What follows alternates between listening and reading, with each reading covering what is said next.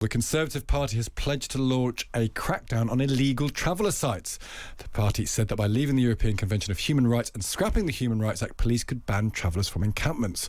Let's talk to Sir James Cleverly, who is the Conservative Shadow Housing and Community Secretary. James, morning to you. Good morning. Good morning. Why can't we deal with illegal traveller sites now? Because if they're illegal, the law could presumably just be enforced. Well, your introduction only covered a little bit of what I am putting forward.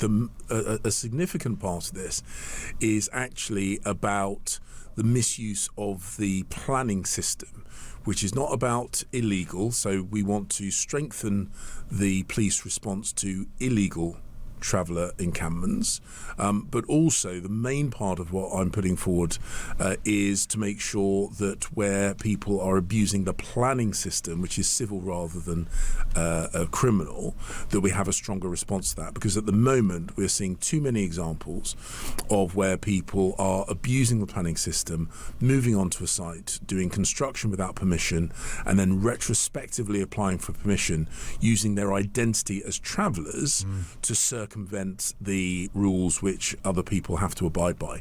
That is the main point that we're looking to. And you would say that just because people identify as travellers, it doesn't mean that the rules that affect everyone in the country should not be enforced upon them. Yeah, the principle I'm putting forward is really straightforward.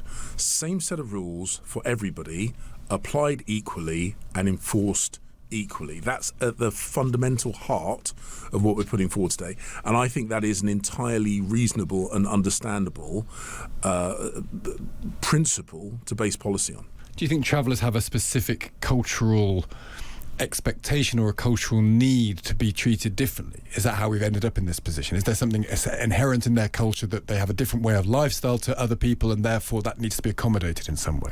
Well, that has been the rationale, but ultimately, I think that a stable society, a fair society, there should be sets of rules which are dispassionately and universally applied.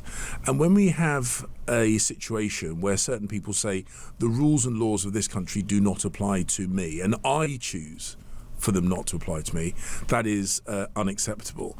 And so that's why the principle is really straightforward and really, really simple.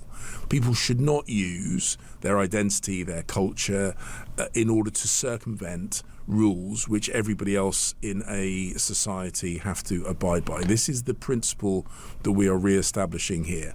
The reason it is important that we leave the ECHR, for a number of reasons, but what we have seen is I think a misuse of the ECHR in order to defend what is indefensible activity in my constituency, a place called Willows Green in my constituency.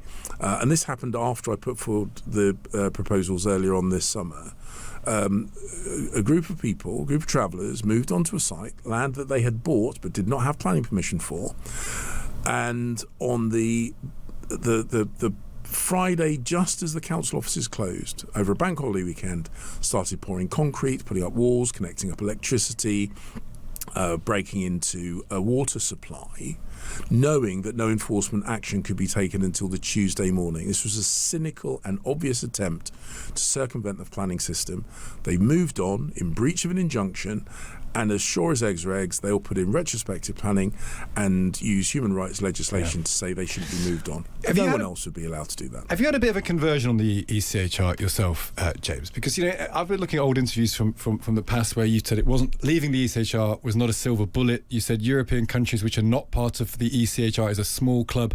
I'm not convinced it is a club we want to be part of. Do you really believe we now desperately need to leave the ECHR? Or do you just need to say that because that's part of being Team Kemi? You've got to get on board and say leaving the ECHR is the most essential thing in British politics.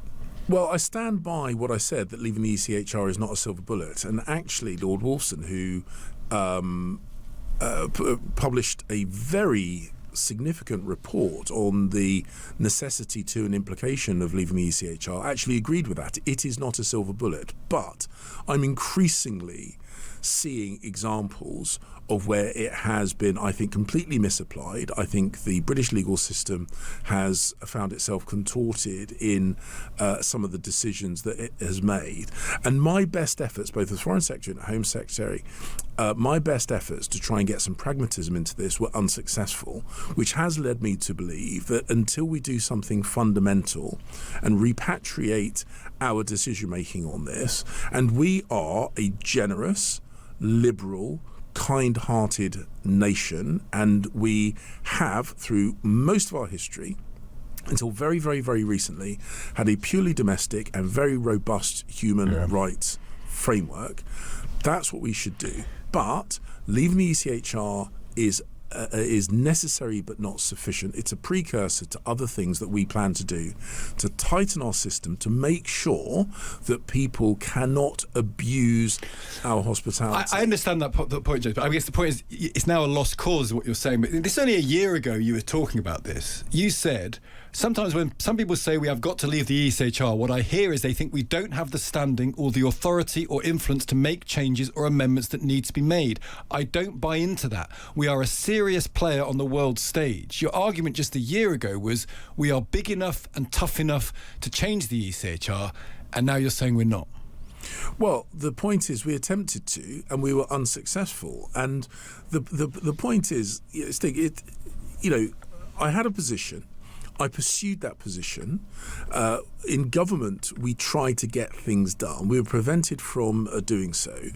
In opposition, a big part of going into opposition is you do an audit of the things that you did, could have done, should have done, didn't do. That's what we have done. And Kemi is absolutely right to think very seriously about the wider implications when it comes to things like border control, deporting foreign criminals. As Home Secretary, I was prevented from removing people from the UK who had clearly abused our system, including foreign criminals. But that was true in 2024, and you in 2025 were saying that it still wasn't. But you're saying that you have changed. You've moved along. Yes. You've moved along this line. Yes. So the point is, we have looked carefully at what we need to do in the future. And this is the point of being in opposition. You audit what you have done and what you need to do in the future. And one of the, I suppose, one of the few positives of being in opposition is it gives you both the time and the requirement to do some really serious thinking about what needs to change. So our party's position on this has changed. My position on this has changed. I recognise that, and this is the difference between us and other political parties, Reform, for example, who claim that you can just leave the ECHR and all your problems instantly go away.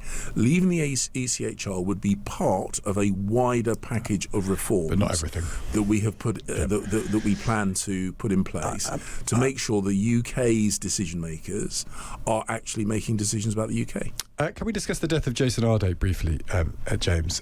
Sure. Your reflection on the lessons learned from it. It's been a weekend now. What are your reflections on it? Well, I posted about this online.